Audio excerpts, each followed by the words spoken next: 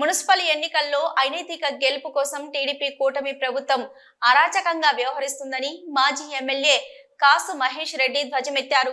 TDP కూటమి అరాచకాలపై పోరాటం చేస్తామని, తమ పార్టీ అధినేత వైఎస్ జగన్ చూపిన మార్గంలోనే తిప్పి కొడతామని నర్సరావుపేటలో మీడియాతో మాట్లాడిన కాసు మహేష్ రెడ్డి మంత్రి అయిపోడు, లేదు చంద్రబాబు నాయుడు గారు ఏం దిగిపోడు.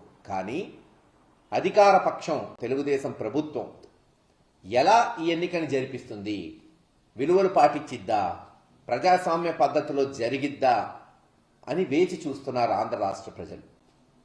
అంత చిన్న ఎన్నికను కూడా అదిరించి బెదిరించి కౌన్సిలర్స్ మీద దాడులు చేసి పోలీసుల చేత కిడ్నాప్ చేయించి చివరికి ఎంత దారుణం అంటే నిన్న పాపం ఒక ముస్లిం కౌన్సిలర్ తన సొంత డబ్బుతో ఇళ్లు కట్టుకుంటుంటే ఆ ఇళ్లను కూడా కూల్చేశారు. నిన్న ఆ వీడియో అంతా వైరల్ అయింది, అందరు చూశారు. దానివల్ల మిగతా వాళ్ళు భయపడతారు. అంతా సన్నకారు పాపం, ఎస్సీలు, బీసీలు, మైనారిటీలు, వాళ్ళకు ఉండేదే అంతంత మాత్రం ఇళ్ళు ఉంటాయి. రోజు రెక్కాడితే రొక్కాడిని వ్యక్తులు వీళ్ళు. కూలి మీద ఆధారపడి వాళ్ళు కూడా ఈరోజు కౌన్సిలర్లుగా ఉన్నారు.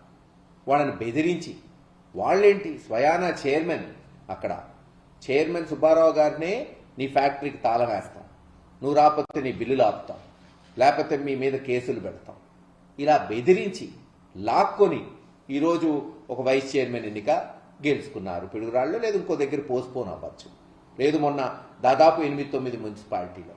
అవసరమా ఇది? దీన్ని బట్టే తెలుస్తుంది ఎంత దిగజారిపోయినాయి రాజకీయాలు. ఎంత దూరం అన్నా తెలుగుదేశం వాళ్ళు మెషినరీని, పోలీసుల్ని, లేదు అధికారులను వాడుకొని భయభ్రాంతులను చేసి, ఇది ఈరోజు నేను ఇందాక అన్నట్టు ఇప్పుడు వెంటనే ప్రభుత్వాలు మారిపోవు, కానీ ప్రజలు గమనిస్తున్నారు.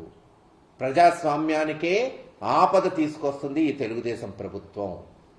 కడే కాదు, నిన్న మీరు దెందులూరు చూసి